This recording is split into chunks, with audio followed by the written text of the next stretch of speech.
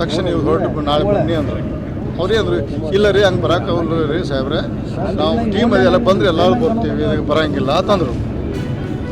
ಸ್ವಾಭಾವಿಕ ಹೀರೋ ಅದನ್ನೇನು ಮಾಡ್ರು ನಮ್ಮ ಕಟ್ ಆ್ಯಂಡ್ ಪೀಸ್ ಮಾಡಿ. ಯಾಕೆ ನಮ್ಮ ರಾಜ್ಯದಲ್ಲಿ ಕಳೆದ 4-5 ವರ್ಷ ಕಟ್ ಆ್ಯಂಡ್ ಪೀಸ್ ಭಾಳ ನಡೆದಿದೆ.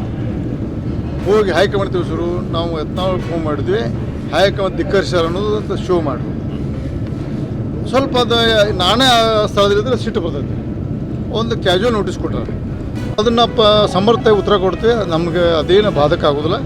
ನಮ್ಮ ಟೀಮ್ ಏನು ಹೊಂಟೈತಿ, ನಮ್ಮ ಪಕ್ಷದ ರಾಷ್ಟ್ರೀಯ ನಾಯಕರ ಆಶೀರ್ವಾದ ಮುಖಾಂತರ ಪಕ್ಷ ಸಂಘಟನೆ ಮಾಡ್ತೀವಿ. ನಾವು ಪಕ್ಷ ವಿರೋಧ ಮಾಡೋದಿಲ್ಲ. ಪಕ್ಷ ವಿರೋಧವರು ಏನು ಕ್ರಮ ತಗೋಕ್ಕೆ ಸ್ವಾಗತ ಇದೆ.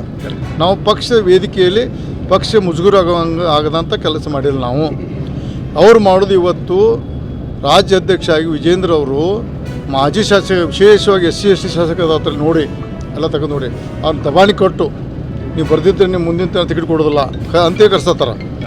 ಲಿಂಗಾಯ ಶಾಸಕ ಯಾರು ಇಲ್ಲ, ಒಕ್ಕಲಿ ಶಾಸಕ ಯಾರು ಇಲ್ಲ. ನೀವು ಕೇಳಪ್ಪ ನೋಡೋಕೆ ಅಲ್ಲಿ ನೋಡಿ, ಅಲ್ಲಿ ಅವ್ರು ವಿಡಿಯೋ ಅದರಲ್ಲಿ ಪ್ರತಾಪ್ ಪಾಟೀಲ್ ಇದ್ದಾರೆ, ನನ್ನ ಬೆನ್ನತ್ತಿ ಪೂರ ಅವ್ರ ಜೀವನ ಹಾಳು ಮಾಡ್ಕೋದಾರೆ. ಅವ್ರು ಯಾಕೆ ಸಾಧ್ಯದ? ಅಲ್ಲಿ ಸಂಪಂಗಿ ಇದ್ದಾರೆ, ಹರ್ಷವರ್ಧನ್ ಅದಾರ, ಮಸಾಲೆ ಜಯರಾಮ್ ಅದಾರ, ಇನ್ನೂ ಅನೇಕ ನಾಯಕರು ನನ್ನ ಸಂಪರ್ಕದ ಅಲ್ಲಿ ಇದ್ದಂಥ 70% ನನ್ನ ಜನ ಅದಾರೆ. ನಮ್ಮ